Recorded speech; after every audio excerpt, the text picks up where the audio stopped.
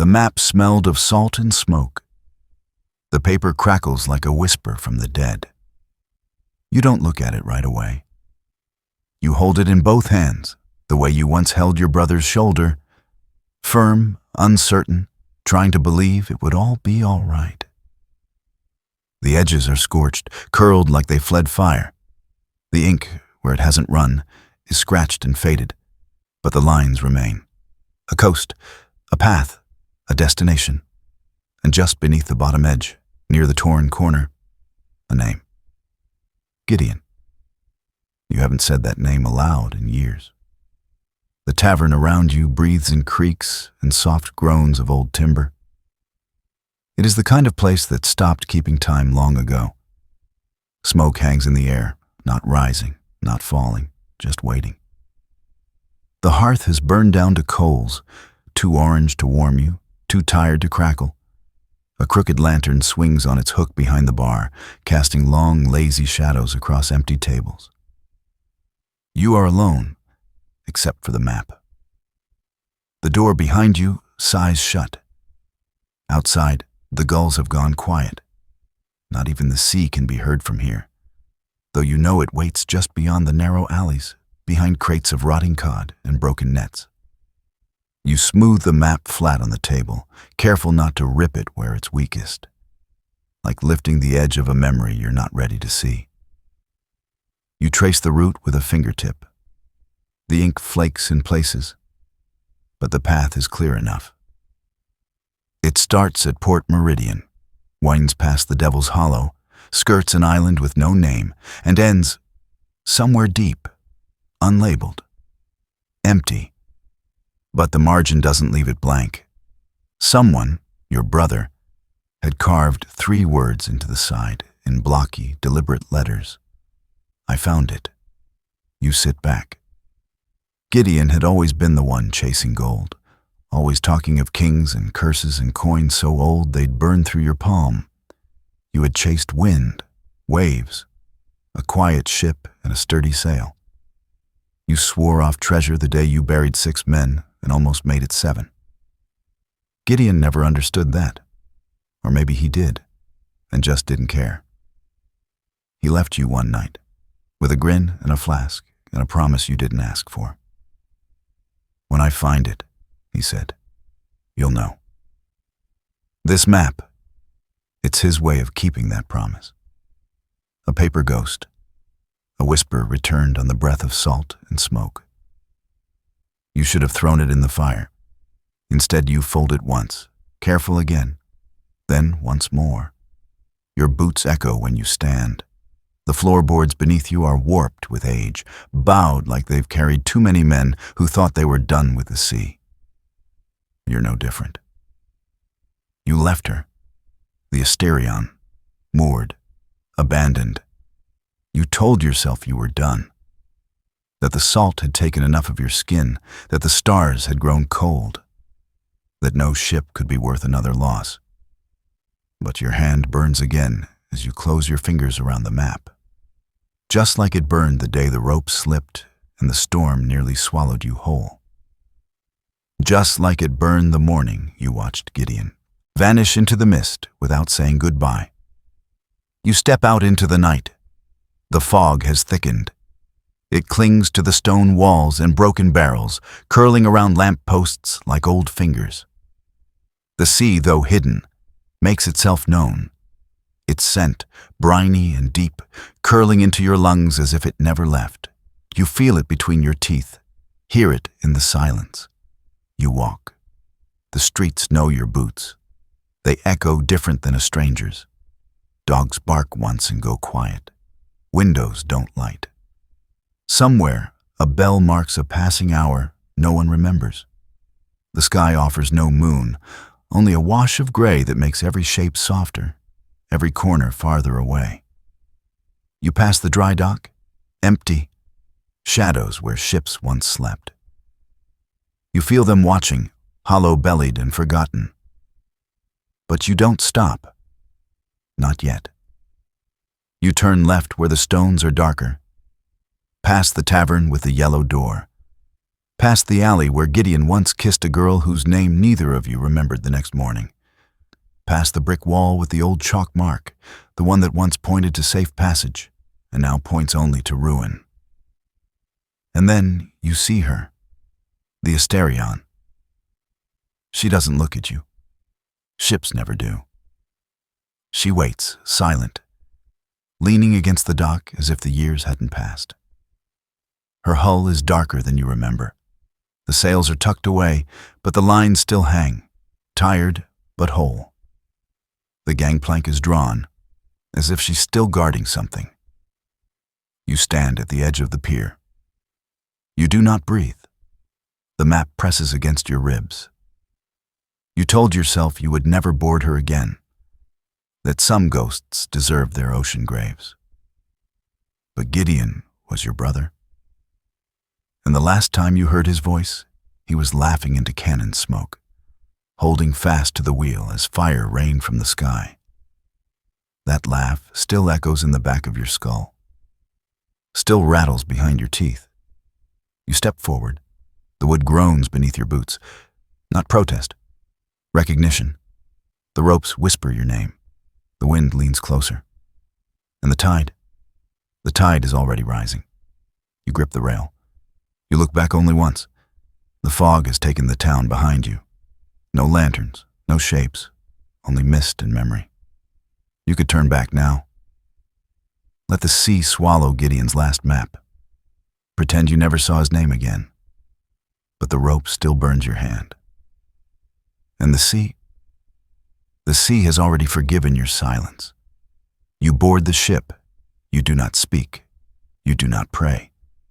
You simply unfold the map beneath a deck that still remembers your brother's boots. And somewhere, deep in the darkness of water not yet sailed, something waits. Still. Listening. Ready. The harbor that still waited. The harbor doesn't sleep. Not truly. It dozes, restless, breathes in the hush between tides. And tonight, it waits for you. Your boots strike the dock with a familiar thud, softened only by fog and time. Wood, slick with mist and memory, groans beneath your weight. The boards are swollen from 1,000 storms, but still they hold. Still they listen. You walk slow, not out of caution, but reverence. This place is older than most prayers and more honest than any church. Here, men bleed and bargain, swear oaths and break them. Here, time folds in on itself. A dockhand's curse could belong to any century. A seagull's cry might just be the echo of a man long lost. The air smells of pitch and rust, of fish guts and iron chains, of wet hemp rope and long-dried blood. And under it all, the salt, heavy, sharp, ancient. The scent wraps around your throat like a hand that once pulled you from a wreck. You pass ships like ghosts in the fog. Hulks patched with desperation, sails made from rags and luck. Some lean hard against the ropes that tether them, as if straining for one more chance at open water. Others sit still, too quiet, crewless, nameless, waiting for a wind that won't return. You pause beside one with a cracked figurehead, a woman without a face. Her eyes were carved clean away, maybe by time, maybe by someone who didn't want to be seen. The ship groans once in the fog, and you move on. Your fingers brush against a piling, slick with moss. You remember this one. The night Gideon slipped while drunk, laughing until the fall cracked a rib. He told everyone it was a knife wound, but you knew better. He always made a myth out of pain. A gull calls overhead, one short, hoarse note. Then silence. And then you see her, the Asterion, not the largest ship, not the fastest. But she was always yours, not just in the way of captains and ownership, but in the way a scar is yours. She fit your hand like a blade's hilt, answered your voice before the wind did. She floats now in her berth like something preserved in amber. Her hull is darker than before, stained by time and shadow. The paint has peeled, exposing ribs of bare wood beneath. But she holds steady, proud, tired, unbroken. You step closer. The gangplank moans as your boot touches it. The same sound it made the day you first boarded her years ago, under a rain that had nowhere to fall but you. She remembers you. You feel it in the way the ropes sway, the way the sails tremble though there is no wind. No crew, only ghosts now. Men who shouted once, laughed, died. Some from cannon, some from sickness, some just didn't wake. Their names are stitched into the silence. You feel them beneath your feet, pressed into the grain of the boards. Not haunting, not vengeful, just watching. You run your hand along the railing. The wood is rougher than you recall, splintered in places where battle kissed it hard. But beneath your palm, there's a warmth, a recognition. You inhale, the scent of her, pitch, sweat, tobacco smoke long since faded. The salt has found every crevice, every knot, every bolt. It never leaves, only settles deeper. You remember how Gideon would lean here, just so. Feet braced wide, voice bright and reckless. He had a way of laughing that made you forget how dark the water was. A boy's laugh, held in a man's mouth. Loud as gulls, sure as tide, the gold was always his. You see it now, clearer than you did then. The gleam in his eyes when a tale mentioned doubloons or cursed islands. He didn't care about what bought it, what bled for it. Only that it shimmered, that it waited. You just wanted the sea. The rhythm of waves, the pull of wind in sail. The sky above and the roll of the deck beneath. The work, the quiet, the truth of it. You never wanted to be rich. You just wanted to stay afloat. You lean where he once stood. The fog parts slightly, revealing the far end of the dock. Lanterns blink in and out of view like tired stars. Somewhere, a cart creaks. Somewhere, a man coughs. But the world feels distant, like you've stepped sideways into an older version of it. One that remembers Gideon, one that hasn't yet buried him. You close your eyes. You remember the last time he touched this ship. The way he clapped the mast and grinned like it owed him something. The way he said, "I'll bring back a chest so heavy, it'll crack the dock." He left with a different crew, one you didn't trust, one that didn't trust you. You argued that night.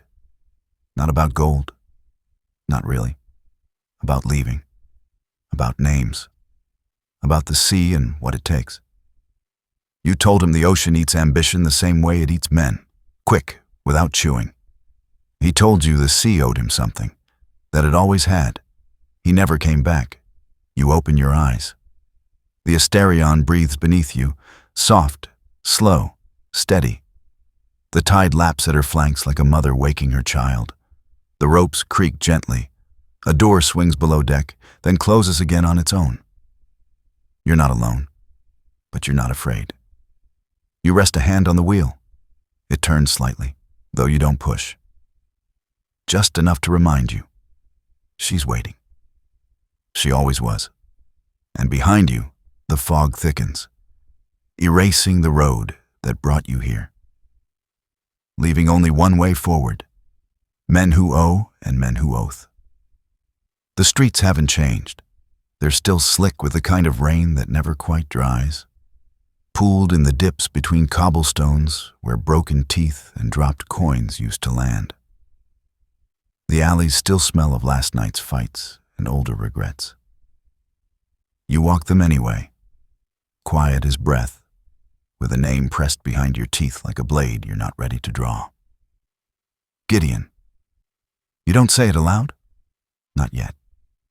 But you carry it in your stride, in the stiff set of your shoulders, in the curl of parchment tucked deep in your coat, soft with age, sharp with promise. The map has begun to leave a mark against your ribs, like a second scar, like it wants to be part of you before the end. You knock on the first door beneath a rusted fishhook nailed above the lintel. It opens slow. A woman answers. Her eyes flicker over your face, your coat, your silence. She nods once and closes it again without a word. That's all you need. He'll come. You keep it walking. The second man lives behind a tannery, down a lane so narrow you have to turn sideways.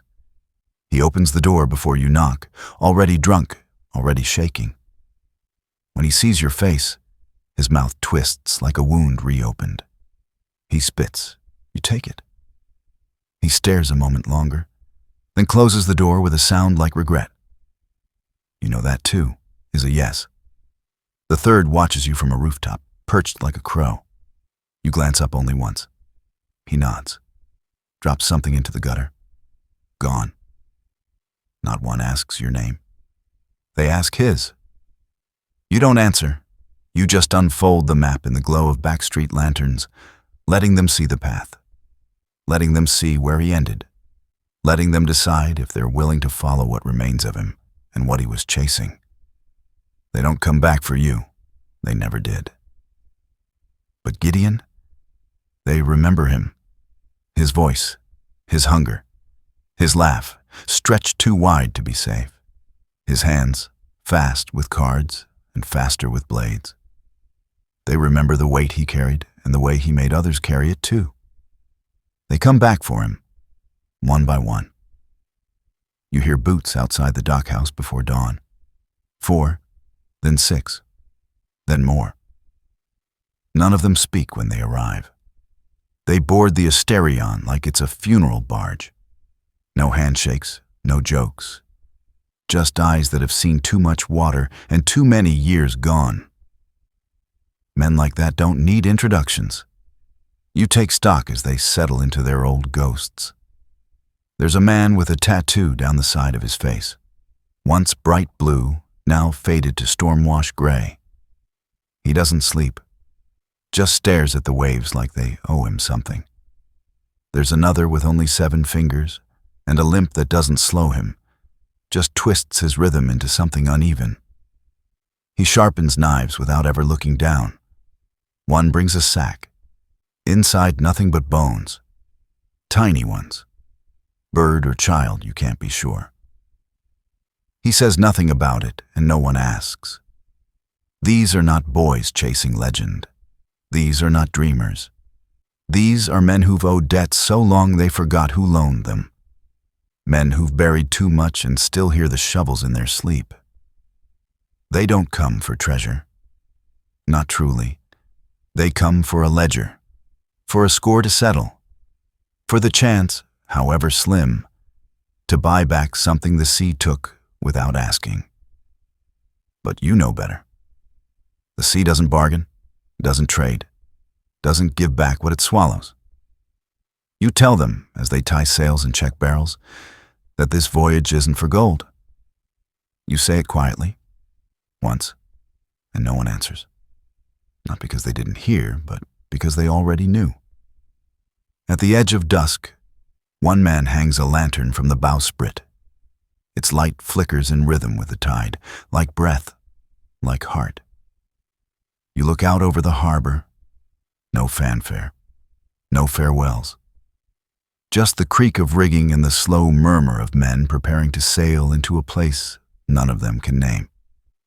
The map lies open on your desk, salt-stained, smeared with something darker.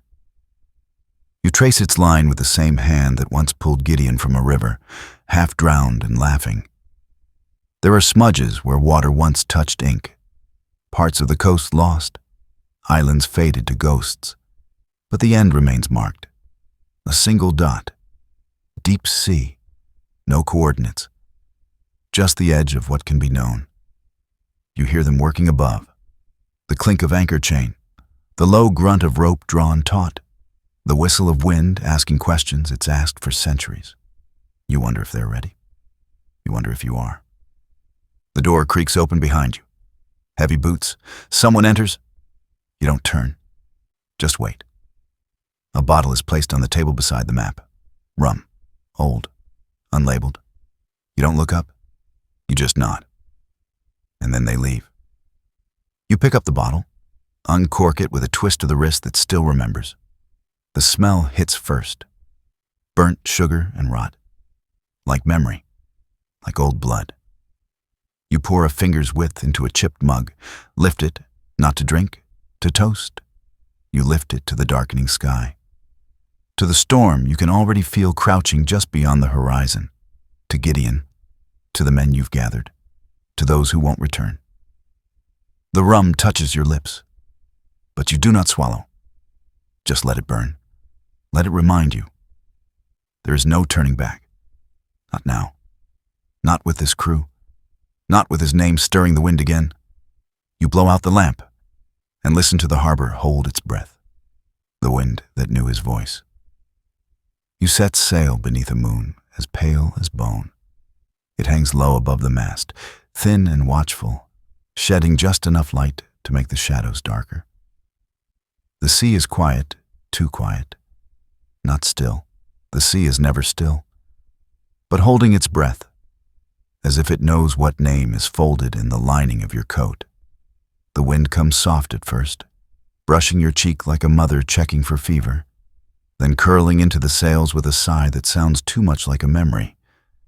The crew doesn't cheer.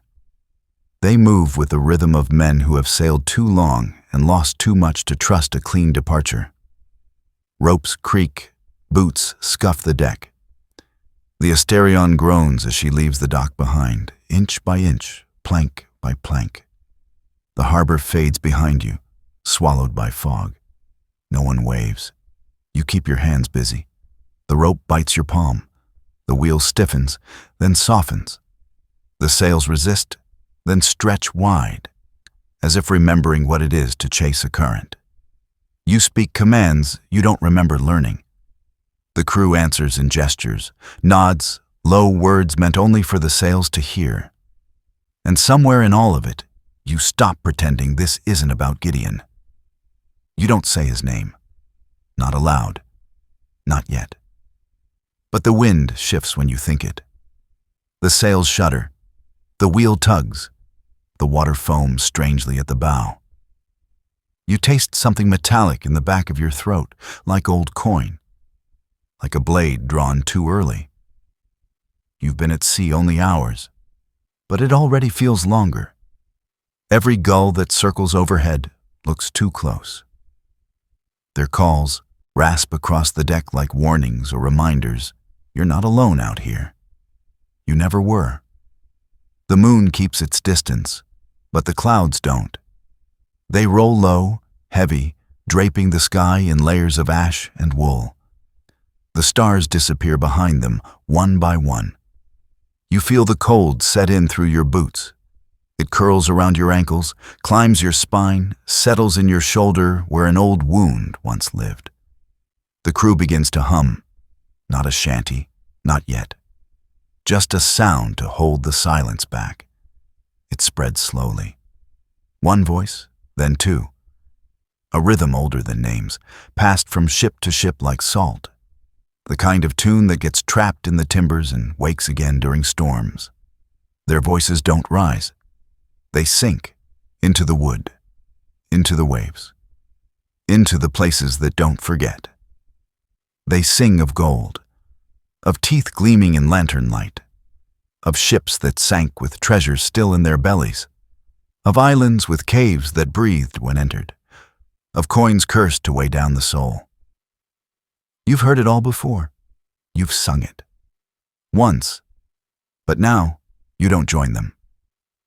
You stand at the stern, map in your coat, hand on the rail, staring into a horizon that doesn't want to be seen.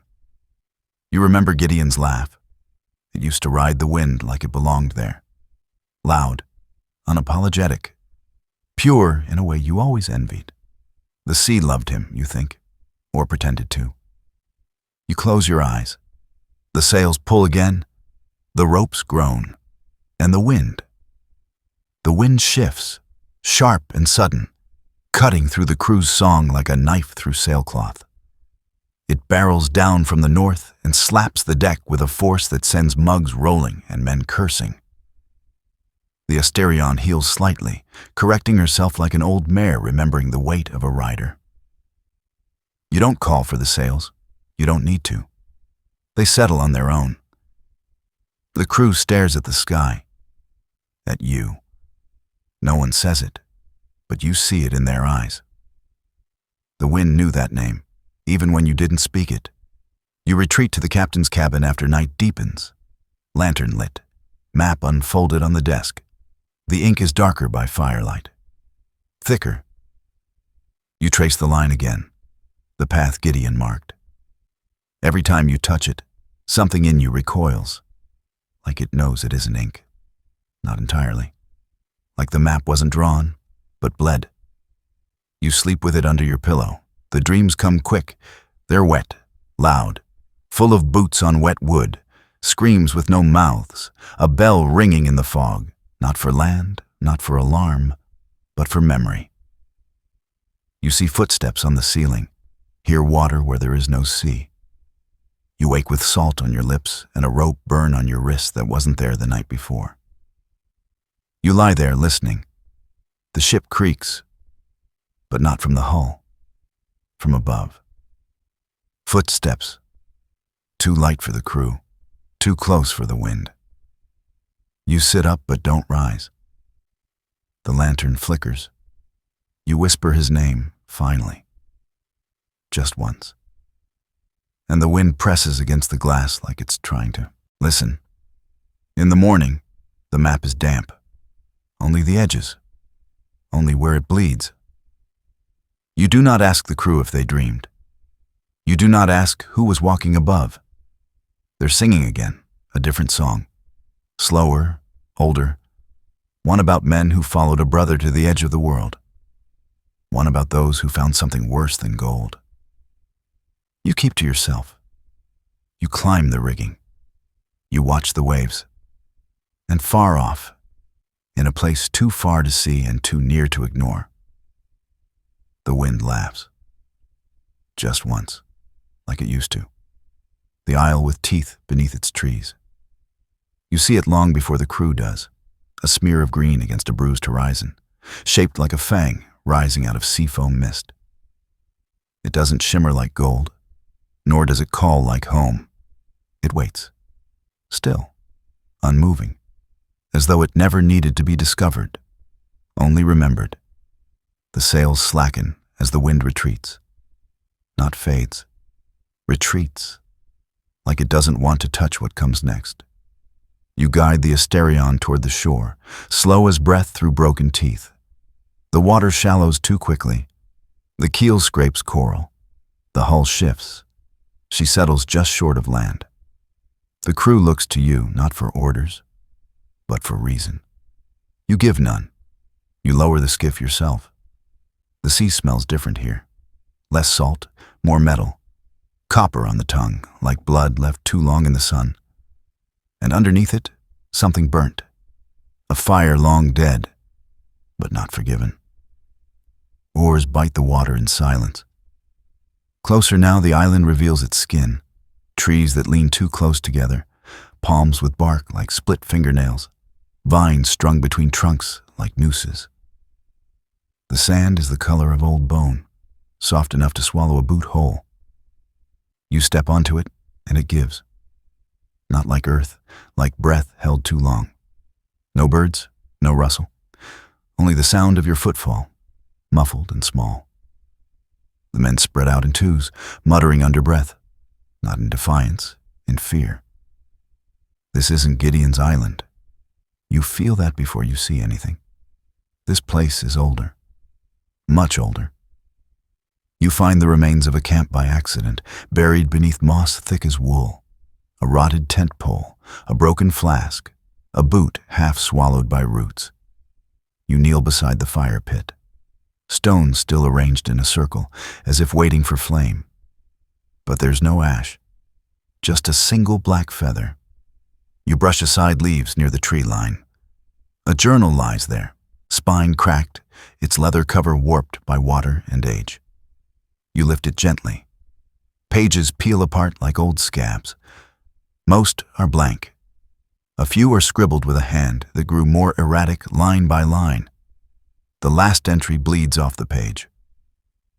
3 came, now 1, and something beneath. The crew doesn't ask what you found. They already know they shouldn't have stepped ashore. One man calls out from beyond the clearing. His voice is too loud, too hopeful. You follow it to a grove ringed with stones. In the center, a grave. Fresh, but empty.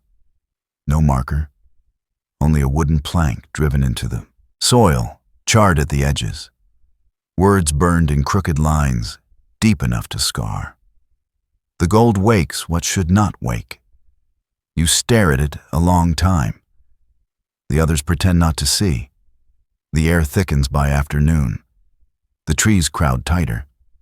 The sun grows pale behind a ceiling of vines and smoke-colored leaves. You order the men back to the boat. They obey with quick steps and downturned eyes. But you linger, just long enough to press your palm to the wood. It's still warm. Back aboard the Asterion, no one speaks. The island looms behind you like a warning that can't be unspoken. Lanterns are lit early, not for need, but for comfort. No one sleeps, not truly. They lie still in hammocks, staring at the ceiling, chewing memories like stale bread. The wind changes after midnight. Soft at first, then stranger. It doesn't come from the sea. It comes from the trees. It carries no salt, no breeze. Just breath, long, low, wet. You hear it through the boards, beneath the planks, between the spaces where sound shouldn't fit. It doesn't howl, it whispers, names, not full names, just syllables, fractured, crooked, familiar. You press your ear to the wood of your cabin floor. You hear footsteps, wet ones, pacing, stopping, pacing again. You do not wake the crew. You do not light the lamp. You sit in the dark, spine to wall, hand gripping the hilt of a blade you haven't drawn in months. It stays sheathed, because you know a blade won't help. Not here, not with what was woken, the compass that spun for him alone. The island is gone behind you, swallowed by fog that tastes of rust and regret. You left before sunrise, said nothing. Let the sea take back what it had shown you. Some things aren't meant to be brought into daylight. Some places only exist in moonlight and hush. Now the water stretches ahead in every direction. Blue, gray, then darker than that. You watch the sky for stars, but they blink strangely tonight. Not absent, just confused. Familiar constellations sit wrong in their corners. The moon hangs too low again. The horizon curves where it shouldn't. You reach into your coat and pull out the compass, the one Gideon wore. Brass rim, cracked lid, a chain long enough to fit over his neck twice. You hadn't touched it since he vanished, hadn't dared. But now it sits in your palm like it never left you. The needle spins, not wildly, but deliberately, like it's trying to remember something.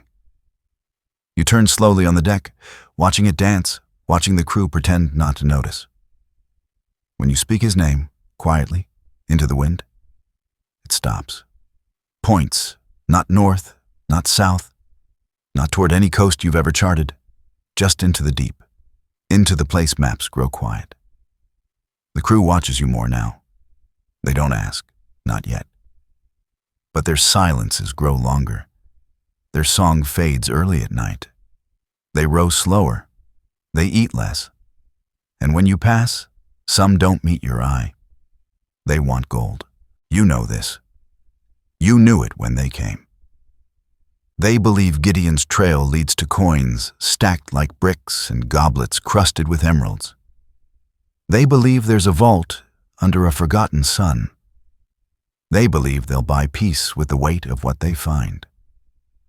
But you're not looking for gold? Not anymore. You want to know why the sea took your brother when it could have taken you. The map curls in your hands, softer now, more like flesh than paper.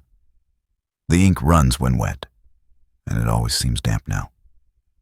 The corners flake, the line fades at its center.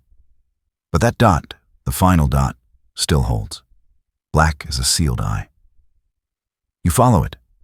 The wind agrees, but only just. It doesn't pull the sails anymore. It tests them, nips instead of gusts, mocks the rigging. The ship groans more often than it should. You wonder if she's resisting the path or warning you from it. At night, when the lantern swings from the beam above your bunk, it casts shadows that don't move when it does. You hear laughter in the water, not loud, not playful, just the shape of it, like the sea is trying to speak in your brother's voice and failing.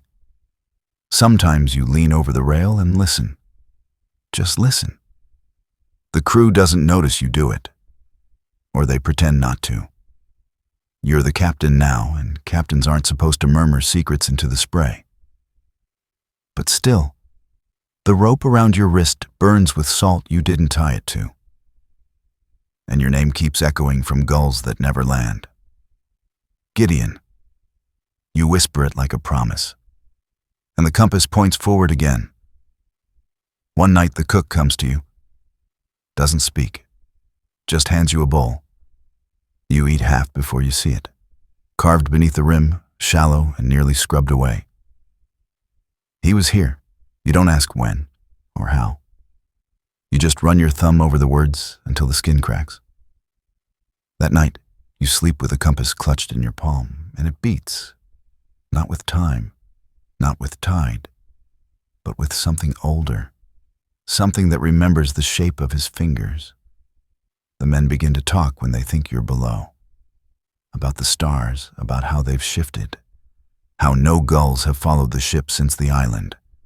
How the water isn't as cold as it should be.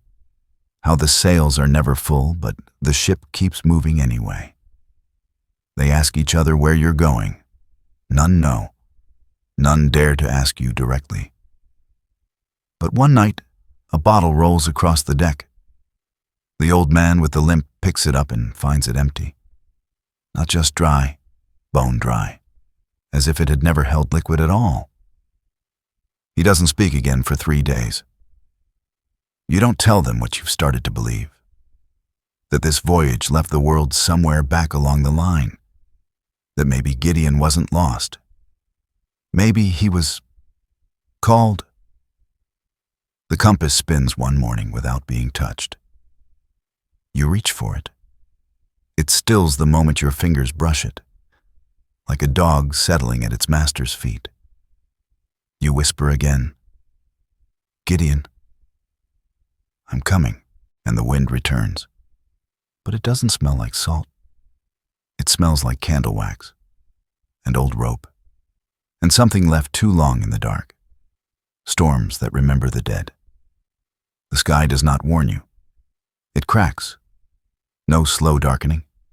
No whisper of change, just a sudden split, as if the heavens were old bark tearing open to bleed. You look up and see it, lightning without shape, fire without flame, a wound across the firmament.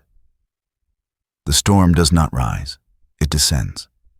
Heavy, measured, intentional, it falls like a verdict. The first raindrop hits your knuckle like a splintered nail. The second strikes your neck and draws breath you didn't mean to take.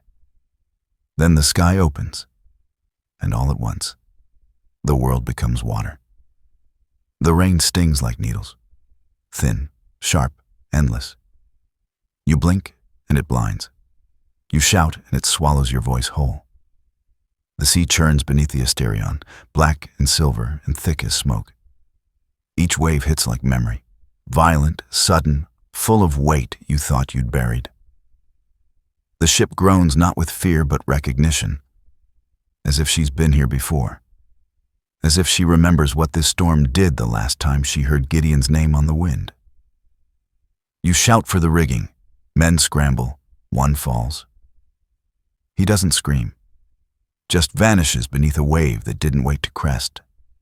The wheel bucks beneath your grip like a living thing, The mast above you creaks, high, sharp, angry, and then breaks. Snaps mid-shaft with a crack that's too loud, too final. Wood splinters through the air like teeth from a shattered jaw. The sail tears free and whips away into nothing. Another man goes down. A rope tightens around his leg, and then he's just gone. Overboard. No time for a name. You don't call after him. Not because you don't care, but because the storm wouldn't give him back anyway. You lash the compass to your chest, tight, right over the heart. Not for navigation, not anymore, but to keep it with you. Because if it's still here, still spinning, then so is he. Somewhere. You lean into the wind and scream his name. Once. Twice. No one hears it, except the thunder. And the thunder answers. Not with words, with sound. A sound like cannon fire. The kind you remember. The kind that ended his voice. You see it again. The deck stained red. The smoke curling too soft around his grin. His fingers still gripping the hilt of a blade no longer needed. You told yourself it wasn't your fault. You told yourself he was already too far gone. But storms don't forget. And tonight, the sky remembers everything. The rigging snaps, barrels roll, water floods the deck and rises to your knees. But still the Asterion holds. She keens now, low and long, not in panic, in grief. A sound you once heard when she lost 6 men and limped home with broken bones. A sound like mourning, like memory, like a ship that saw what she should have saved. You hold the wheel, not to guide, but to endure. The crew is fewer now. You don't count them.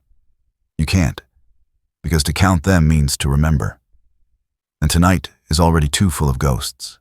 Then, just as sudden as it came, the wind dies. Not fades. Dies. Gone in one heartbeat, as if the lungs of the world exhaled for the last time. Rain slows, then stops. The clouds remain, but they don't move. The sea stills.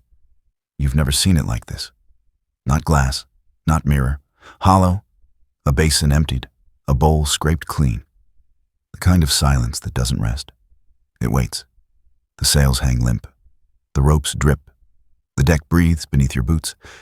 And overhead, the sky holds its breath. The storm didn't pass. It finished.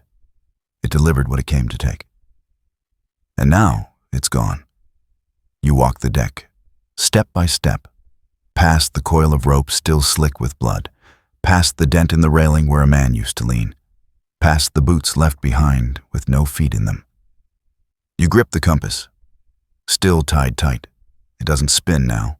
It points, straight ahead, into water so calm it could swallow the stars, if the stars hadn't already fled. You look into the black, and feel something looking back. The island that grew from bone. It's not on any map, not in the old sailor charts, not in the ledger-stained books tucked behind tavern bars, not in the inked trails of empire or the whispered routes of smugglers. No lines mark its shore. No name gives it form. But the compass knows. And the sea lets you find it. You see it at dawn, not in the way land usually rises. No soft bloom of green on the horizon, no shimmer of sunlit promise. It just appears, quiet, fixed, as though it had always been there, waiting for you to catch up. The sand is white, too white. It doesn't reflect the sun. It absorbs it, and the cliffs that frame its sides are straight as blades, like teeth, cracked and buried halfway through a grin. The crew goes quiet. They lower the sails without speaking, drop anchor with hands they don't trust. One by one, they gather at the edge of the Asterion's railings, staring. No one says what they're all thinking. That something about this place isn't right. Not cursed, not haunted, just known, in a way that makes your bones feel older than they are. You take the skiff in alone, The compass still hangs at your chest. It doesn't spin. It points. Direct, final, unmoving. You follow. The tide is unusually calm. The waves don't lap. They hush. Even the oar strokes feel blasphemous. You step onto the sand and it gives beneath your boot like fresh powder. But it doesn't crunch. It doesn't shift. It accepts. You walk slowly. Every step sinks too deep, leaves no print. The gulls don't follow you here. And behind the tree line, no birdsong rises. No rustle. Just wind that moves without sound. You see the carvings next. Not letters, not symbols, just marks. Long, deep, too symmetrical to be natural, too wild to be crafted by hand. Some spiral, others slash through stone as if it were driftwood. They cover the base of the cliffs, trailing up the sides like veins. Then you reach the circle. Stones. 12 of them. Tall, narrow, placed with purpose. Not worship, not protection. Something older. They form a crown atop the bluff, crooked, worn, staring out over the open sea. Inside them, a clearing. And at the center of it, a tree. Black, twisted, still wet. Its bark drips with something too dark to be sap. Its branches tangle like knotted limbs, reaching down instead of up. Roots spread across the ground like fingers trying to hold something in. And beneath them, bones. Piles. Scattered, then arranged. Some clean, some cracked, some half swallowed by soil. You don't count. Some are too small. Some aren't human. Your knees hit the ground before you mean them to. There, beneath one of the gnarled roots, fabric. Frayed, faded red, torn in a way you recognize. You pick it up, slowly. It's no bigger than a scarf. But you know it. You saw it once around your brother's wrist, tied tight during a storm off Port Barrel. A joke at first, then a charm, then a habit.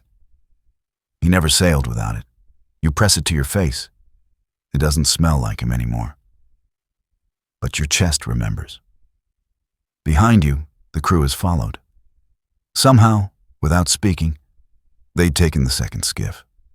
They stand at the edge of the clearing now, caught between reverence and fear.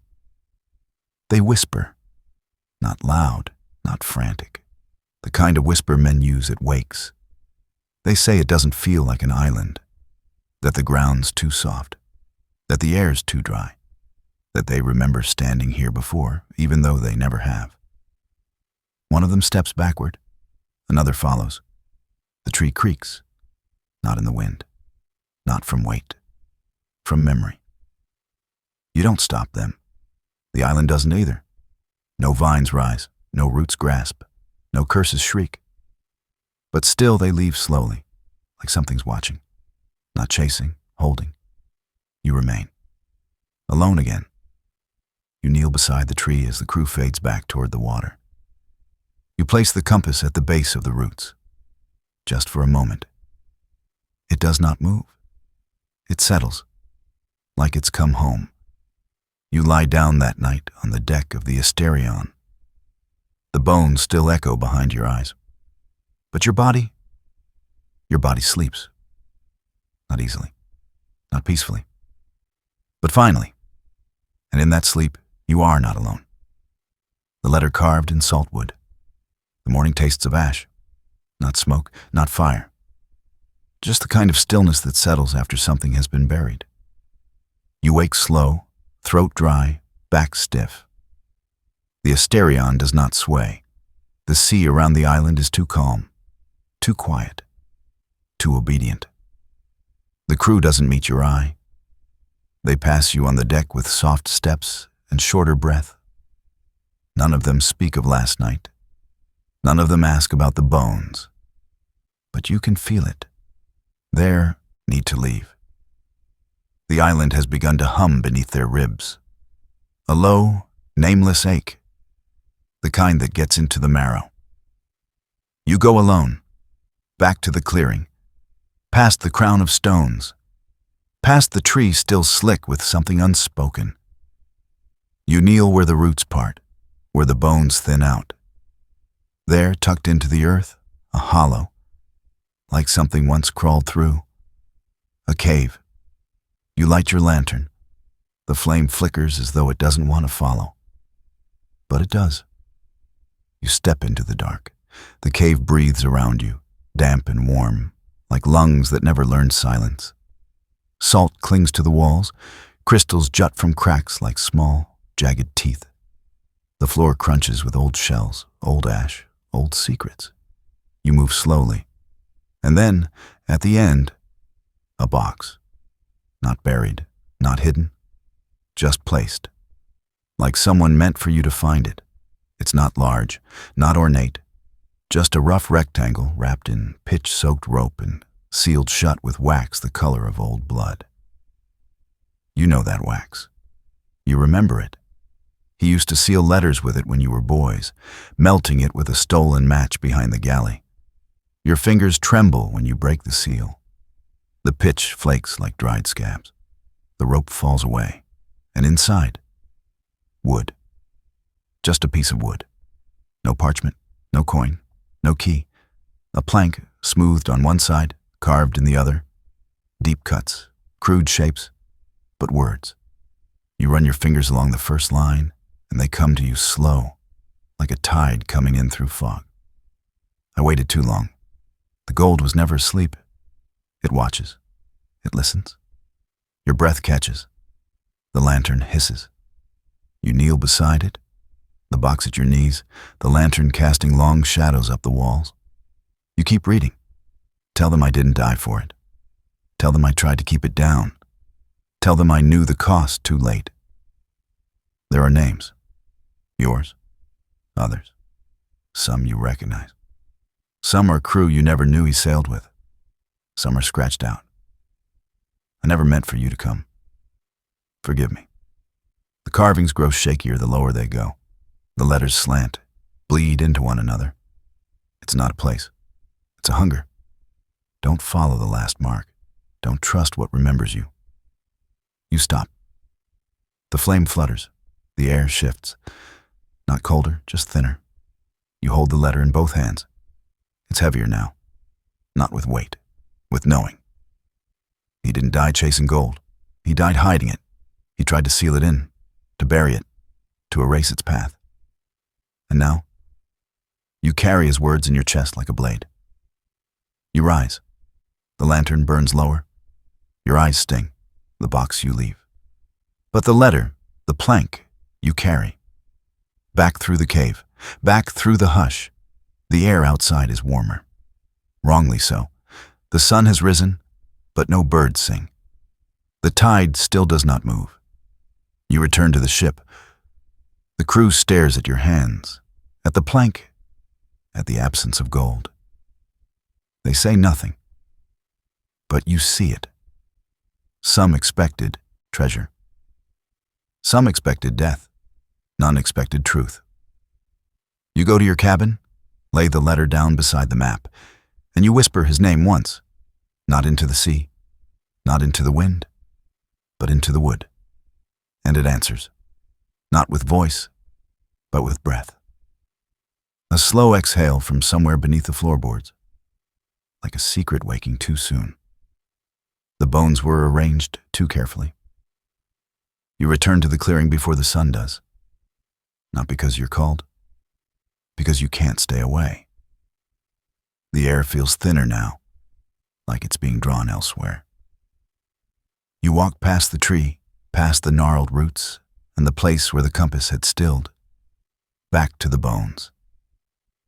At first, you thought they were scattered, the way bodies fall when battles end. But they're not. You see it now. The way the skulls face outward, the way the femurs arc into curves, the way every rib cage points to the center. Arranged, not buried, not broken, placed, circles, lines, symbols in the dirt, not drawn, but shaped. A language written in silence. You walk carefully around them, not from superstition, but respect. You were a boy once, and boys learn to fear what keeps its mouth shut. The crew arrives behind you, 3 at first, then 5. One carries a rusted spade, another an axe dulled by salt. They look at the tree, then at the bones, then at you. They do not ask permission. They do not wait for warning. They start to dig. The sand collapses easy, too easy, as if something below is ready. You step forward once. Tell them to stop. Your voice breaks halfway through the word. They don't hear it, or maybe they do and dig anyway. One finds a locket, round, opened, empty. The hinges still shine, as if they've never rusted. Another uncovers a boot, small, frayed, no bigger than a child's. They keep digging, hands faster now, breaths sharper. Something rises in the clearing, not wind, tension, the kind of pressure that comes before a scream. Then someone finds a hand, not bone, not decayed, a hand, preserved, skin like wax, curled into a fist. One of them reaches toward it. You step forward again, too late. The hand twitches, just once, but enough. The man drops his tool, takes 3 steps back, then runs. The others freeze, not with fear, with knowing. The air thickens, the tree groans, the bones shift, not fall. Shift, rearranging. The circles tighten, the skulls angle inward. The symbols in the sand redraw themselves without hands. You whisper his name, not in defiance, in apology. Gideon. The sun never rises that day, not fully. The light remains pale, bleached, like the sky forgot how to bloom. By evening, the crew has returned to the ship. None speak, none eat. You stand alone at the stern. The compass lies in your pocket, still. But your chest feels full of motion, like something is circling you. That night, the wind does not howl. It pauses. The kind of stillness you only feel when something's been broken, but not noticed. The kind that settles before a ship splits in two. The sea retreats, tide drawn back as if the earth is inhaling, as if the island itself needs more room. The sand hisses, the roots tremble, and beneath it all, you hear it. Breath, not air, not wind. Breath from below, long, slow, patient. You do not sleep. You sit in the dark with your back to the mast and your hand on the compass. You do not light the lantern. You just listen. And you remember how once, on a night not so different, Gideon leaned over the railing and whispered, "Some gold isn't meant to be found." He said it like a joke, but you saw it in his eyes. He already knew. The sea tried to take you too. You try to leave. You raise the anchor before the sun finishes bleeding into the sea. You give no speech, no call, just a glance at the compass. It doesn't move, but you do. The wind returns with a taste of brine and regret. The crew stirs slowly, hands trembling on ropes that once obeyed. No one asks where you're going. They think they know. They think you're leaving. But the island disagrees. The Asterion lurches the moment the sails fill. Not forward, sideways. The tide doesn't carry you. It shoves, hard. You grip the wheel as the stern skids through the surf. Ropes scream, wood groans. The anchor chain snaps like a rifle shot behind you. The ship drags itself half a league from shore, then spins, turns back, slams broadside into the waves that shouldn't be that high. The island looms larger, not closer, larger, as though you never left, as though you never could. The crew looks to you, not with fear, with resignation. They knew, they all knew. Only you believed escape was simple. The sea slaps the hull again, pushes her inward, closer, shallower. You try again, full sails, full speed. But the rudder no longer listens. The keel grates. And the Asterion, proud and old and loyal, is forced back to where the roots touch tide. One man breaks, a quiet one. He steps barefoot into the surf just after dusk. You hear his steps, but not his voice. You call, He doesn't turn. He walks into the water until his shoulders vanish. Then his neck. Then nothing. No splash. No scream. No body. The crew does not ask you where he went. Another man begins tying knots in his sleep. Perfect loops, over and over. Hands bleeding, tears soaking the pillow. You untie them by lantern light. Each loop a memory you never gave him. The jungle watches.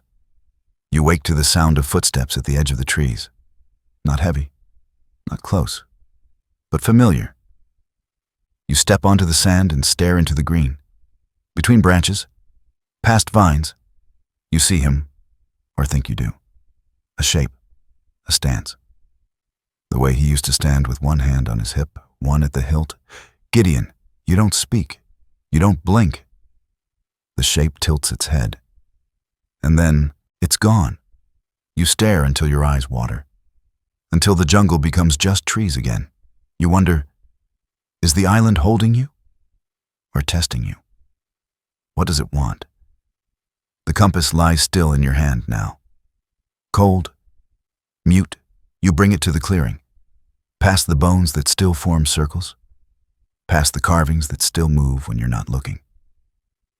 You kneel by the black tree. The roots have shifted, opened slightly, a hollow in the dirt, wet and waiting. You bury the compass with your hands, fingers deep in damp soil that clings too tightly, as if the earth is hungry, as if it knows what you're giving back. You cover it slowly, pat the soil smooth, rest your palm there, then say it, his name, out loud. Gideon. The earth shifts, a tremble, soft as breath, the kind of motion you feel in the soles of your feet more than you hear. The wind pauses, the tide hesitates, the birds stay gone. But the sea grows still, not quiet, still. It flattens like glass, draws away from the ship, loosens its grip. The Asterion sways once, freely. But you do not cheer, you do not smile. Because something beneath that black tree, something under all those bones, just listened. And you don't know if it heard a name or a promise. The gold that turned to teeth. It begins with a shout, low, far, buried beneath wind and wood and gull cries that never come too close. You don't answer. You know what they've found. Not because they tell you, but because the air changes. It thickens, like something has been opened that should have stayed shut. The crew is already in the clearing when you arrive. Their backs to you, all facing the roots. The black tree has split, not broken, opened, a wound at its base, peeled wide where the soil once shivered. Now it gapes, a tunnel, and the air that seeps from it is warm, not like breath, like rot. You don't ask who first stepped in. You see it in their eyes. They were called. 2 men stand inside the hollow, torches lit, faces drawn too tight, as if something inside is looking through them. One lifts a hand, gestures for the others to follow. The rest hesitate, then obey. You stay behind, at the threshold. The earth trembles beneath your boots in slow pulses, not shaking, breathing. From the dark below, the sounds begin. Not screams, not shouts. Whispers, metal against metal. A sigh like teeth grinding. And then, the word you never wanted to hear. Gold. They shout it like salvation, like prayer. Chests, overflowing, stacked beneath the roots, arranged in towers. They call out that it's real, that they've found it, that Gideon was right. You do not move. One man climbs out, carrying a coin. He holds it up to the sun, breathless. It shines. For a moment, then dulls. The gold fades, color draining like water through cracked wood. You step closer. The coin is not metal. It's tooth, polished, carved, still warm. The man drops it, wipes his hand, says nothing, turns back toward the hollow because it's too late. They carry out more, not chests, remains, Bones tied with wire, scales that shimmer in the wrong light, fingers fused into chains. They don't notice, or they do. But they can't stop. One by one, their eyes go dull, their steps slow. They move like marionettes tangled in salt. You call for them, they don't hear you. One falls, not from injury, from memory. He drops a sack of coins that turn to ash the moment they hit the ground. He whispers a name you've never heard, then curls like a child, and is still. Another begins to weep, not from pain, from something deeper, from knowing. You stand at the entrance, still, silent. You light your torch. The flame flickers, then bends toward the hollow, drawn in, like the cave is thirsty. You do not enter. You do not speak. You drop the torch. It falls slow, weighted by something unseen, then lands and catches. The fire isn't orange, it's blue, like ocean flame, like moonlight dragged through blood. It spreads quick, hungry, silent, and from the hollow, screams, but not human, not pain, not rage. Recognition. The flames swell, the tree wails, the bones clatter like teeth in a forgotten jaw. The sky grows dark though the sun hasn't set. The fire consumes what should never have been touched. And then, at last, goes still. Smoke rises, not gray, not black, just absent. And when it clears, only ash. No gold, no bone, no chests, no sound. The crew stands in silence, fewer than before, quieter than ever. They do not ask what it was. They do not look you in the eye. You walk to the edge of the hollow. It's closed now, sealed, like it never opened. You do not mourn the gold. You mourn the way Gideon once smiled at stars. How he used to talk about constellations as if they were stories that just hadn't ended yet. How his laugh belonged to the wind. And how the sea, never warned you what it cost to want too much. The name etched on water. The sun doesn't rise fast anymore. It crawls, as if reluctant to peer over the line of the world. As if it too remembers what was burned beneath the roots. You hold the knife low in your hand, the blade dulled at the tip, but still sharp enough to etch. Not into skin, not into bone, but into the hull, the one place the sea always kisses and never forgets. Your hand moves slowly, not from age, but from weight. Not the weight of the knife, that's light, but the name. Gideon. You don't write it quickly. You trace it first, like a prayer, like a name you're afraid to get wrong. The wood groans beneath your touch, and for a moment, you think the ship resists. But no, it's not resistance. It's memory stirred. The final curve of the end carves deep. A splinter lodges in your thumb. You don't pull it out. Behind you, the sea does not roar. It hushes, almost reverent. You step back and look at what you've done. It is not a monument. It is not a grave. It is a promise that someone will remember, that someone already does. The tide reaches up, laps against the wood. The salt does not sting, it blesses. You lean your forehead against the hull. The name hums beneath it, as if the ship exhales with relief. You do not cry, but you don't need to. The sea understands. The wind shifts.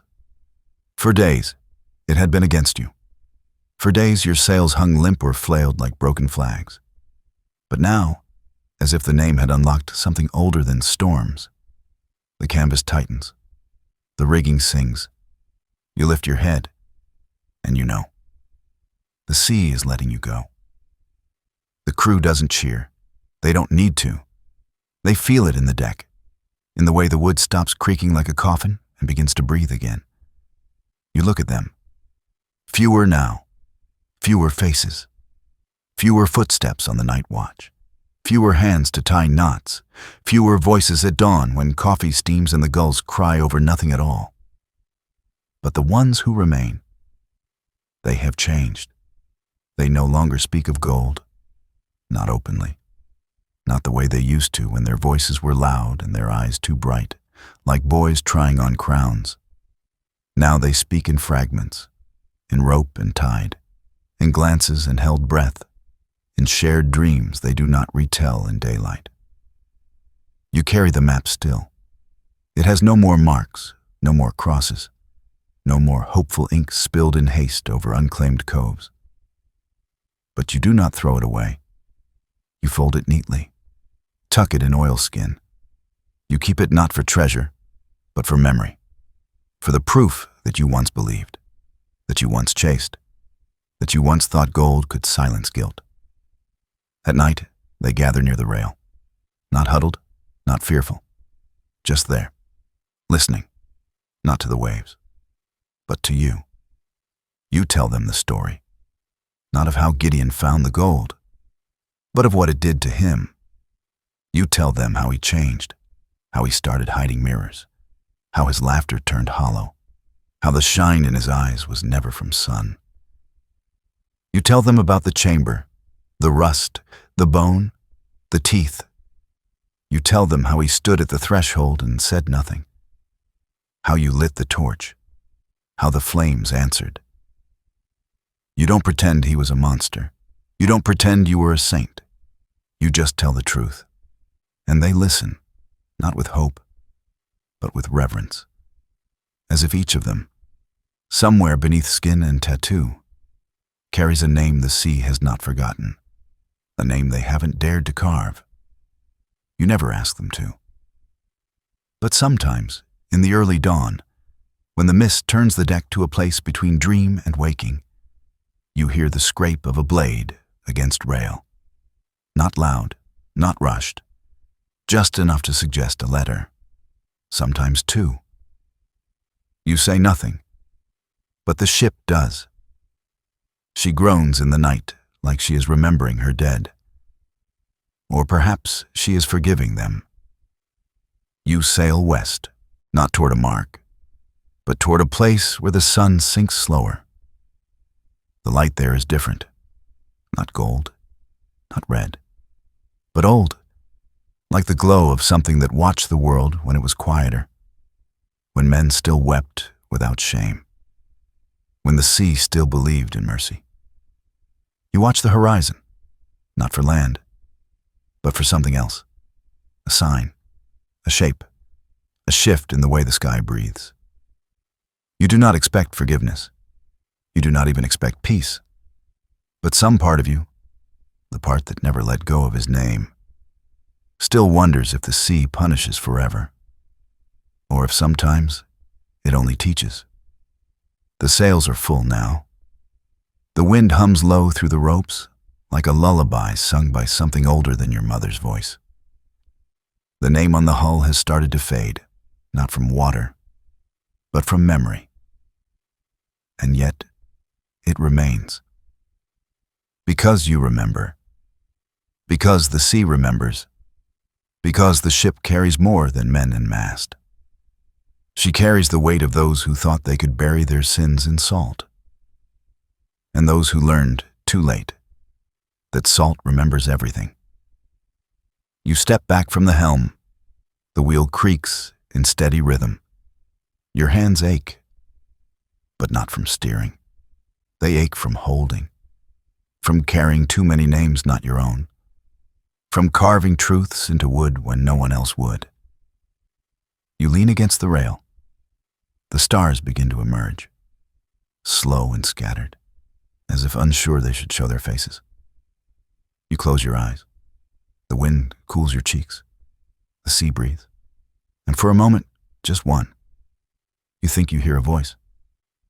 Not calling, not pleading, just humming, like a boy once did, before he learned to lie about the gold. You don't turn, you just listen, and wonder if the sea at last is humming your name too. The silence between the waves. The sea is a hush now, a slow, breathless thing. You lean against the worn edge of the rail and feel the planks groan faintly beneath your boots. No wind, no pull in the sails.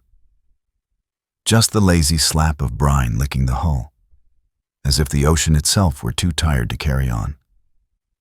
Days stretch thin like worn rope. Nights stretch thinner. The stars do not show. There is no storm, no sun, no shore in sight. Just water. And the echo of something missing. You do not ask the crew what day it is. It wouldn't matter. No calendar ever marked this kind of time. Time suspended between guilt and grace, between the name you buried and the one the sea remembers. You sit by the barrel where Gideon used to sharpen his blade. You still see him there, elbows bent, back curved, humming something he never finished. You remember the way his foot tapped when the rhythm caught him, how his shadow flicked with the lantern's sway like it was dancing, though his face always stayed still. Now, that barrel is silent, still, the steel untouched, and you find yourself staring at it longer than you should. Sometimes, at night, you speak, not to the men, not to the stars, just to the dark, just to him, a name breathed more than said, a question that ends in a whisper.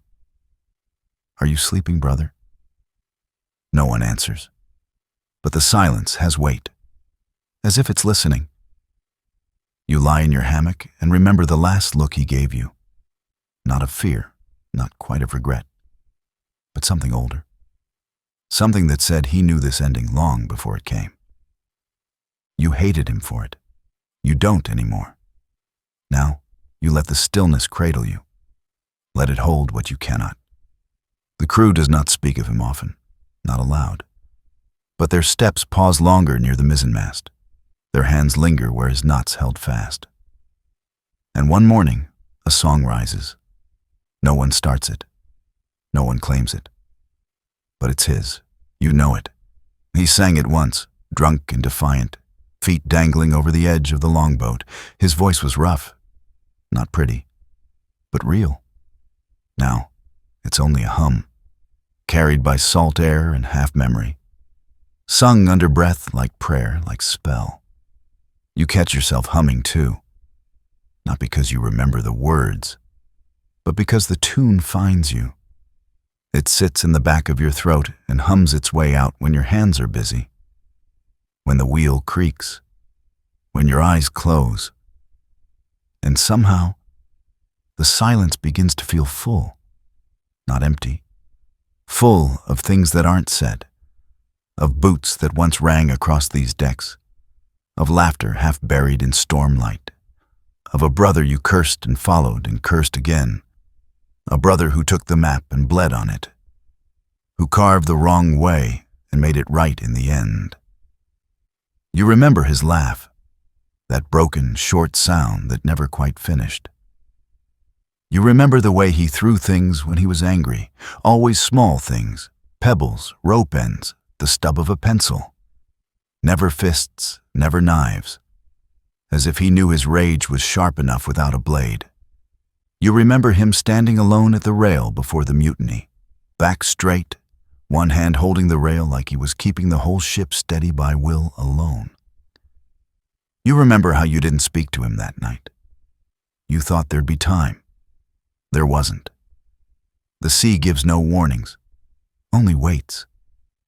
Now, you trace those waits, not with ink, but with breath, with silence, with songs that rise in the dusk without name. You pass the same sky each night, a sky that refuses to shine. And still, you steer west. You steer not toward gold, not toward port, but toward a quiet you can carry. Some nights, when the crew sleeps and the moon is nothing but a bruised blur behind clouds, you walk the length of the deck and feel him beside you. Not like a ghost, not like a dream, but like a memory the sea has decided to keep. A warmth at your back, a breath not yours, a footstep that matches yours in rhythm but not sound. You do not turn to look. You do not need to. Some things, some names, are not buried. They are sown, and they rise when the silence is deep enough. The wind returns slowly, not in gusts, not in calls, but in sighs. Soft pushes against the sails, enough to move. Enough to drift. You do not rush it. No one does. The crew has grown quiet, not out of mourning, but reverence, as if the sea itself now carries something sacred, as if the waves hold more than water. You pass a gull once, just one, a flash of white on gray. It does not cry, it just circles, and then vanishes. You take it as a sign. You do not say of what. The map remains in your chest, not paper now, but pulse. You know where the marks used to be. You know where his name rests, carved into the wood with your own hand, where the tide kissed it, where the salt claimed it. You touch it each dawn, not to remember, but to remind the sea that you haven't forgotten. And maybe, somewhere beneath all this water, beneath the salt and the bone and the old wrecks of worse men, Gideon sleeps, finally, with no gold in his grip, no weight on his chest, just the silence between the waves and the hum of a song that never ends. You lean back, you close your eyes, and for the first time in a long while, you rest without fear that the sea will take something from you, because it already has, and because, maybe now, it has given something back. The map that burned in your hands. The harbor hasn't changed. Not really. Its breath still reeks of fish oil, old ropes, and sea rot, all held close by the damp wind that never quite forgets how to carry salt. The same nets hang, their holes mended by tired hands you do not know. The same gulls fight over the same scraps, and the same tide, stubborn as ever, laps at the pilings like it's chewing on old memories. But the sound it makes is quieter now. Or maybe you've grown louder inside, and there's no more room for its chatter. You step off the dock with boots that creak more than they used to. Your legs remember the sway of the ship, and the stones beneath you feel wrong. Too still, too certain. The street curves just as it did when you left, though the paint on the inn sign has faded, and the window above the cooper's shop is finally broken through. You walk alone. No one stops you. No one nods. No one stares. They've forgotten your face, or maybe you were never worth remembering. You pass the spot where Gideon once stood, leaning on a barrel, flicking a coin from knuckle to knuckle with the sea in his eyes and schemes in his grin. You glance at the wood, as if the imprint of his boots might still be there, pressed into the grain. But only sawdust remains. The tavern door moans as it opens. The fire inside is small, not dead, just low. A few sailors crouch in the corners, wrapped in silence and smoke. You nod to no one, and no one nods back. Your chair is still there. Second from the hearth, close enough to feel heat, but far enough to see the room. You sit slowly, letting your body creak down into the wood. It fits you like it always did, like a forgotten shirt that still smells of storms. You reach into your coat. The map is still there, folded too many times, edges soft, ink faded, but it still remembers. Each line was once a promise, each smudge a night spent wondering if the stars could lie. You unfold it slowly, like waking a ghost. Islands, coasts, circles drawn with shaking hands, notes in margins. A bloodstain from the night Gideon caught his shoulder on coral, a tear from when you nearly drowned, chasing a whisper through a reef. You lay it flat on the table. The fire flinches at the draft. It is a beautiful thing, this map. Not because it ever led you where it said it would, but because it convinced you it might. Because you believed it, more than you ever believed a priest or a king. Because it was drawn by a man who wanted something more than comfort. And now the gold feels heavy, not because of its weight, but because of its silence. You sit still. The tavern creaks. Someone coughs. A spoon scrapes a bowl. The tide outside calls, soft as a lullaby meant for no one. You can still hear Gideon's voice if you want to. Not words, just the shape of him. The laugh, the boots on stairs, the way he'd knock twice before entering a lie. You close your eyes. He's not here. He's not coming. And still, you feel like if you just look over your shoulder, he'll be there, holding a flask, grinning like he knows a secret. But ghosts are greedy. They stay only when they know you'll never ask them to leave. Your hand moves slowly. You lift the map from the table. The paper feels warmer than it should, like it knows, like it's ready. The flame on the hearth dances, not wild, not demanding, just there waiting. You stretch your hand forward. The corner catches. It doesn't scream. It whispers. The edge blackens, then curls inward like a wounded leaf. The ink runs. The gold line of the coast fades first. The same one you once traced with Gideon's fingertip, laughing that it looked like a sleeping serpent. Now the serpent is ash. You do not flinch. The flames climb slowly, consuming not just the paper, but the lies it told, the longing, the chase, the belief that treasure would quiet the ache in your chest. You watch it all disappear, folding into itself like a secret buried at sea. When it's gone, only gray dust remains, a shape still glowing at the edges, like a wound that forgot how to bleed. You let your hand fall to your lap, not to forget, but to release.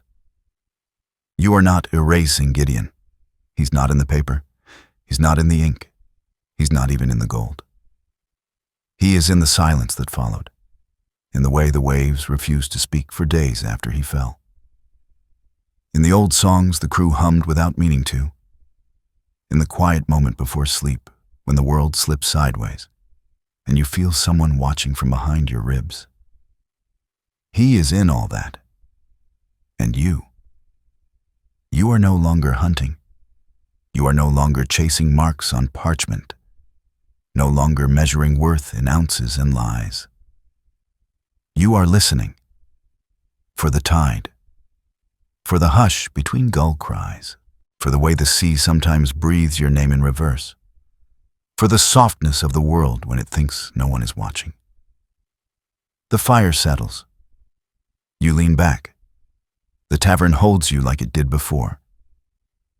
But you are not the man who left it, and you are not the one who returned. You are the one still listening.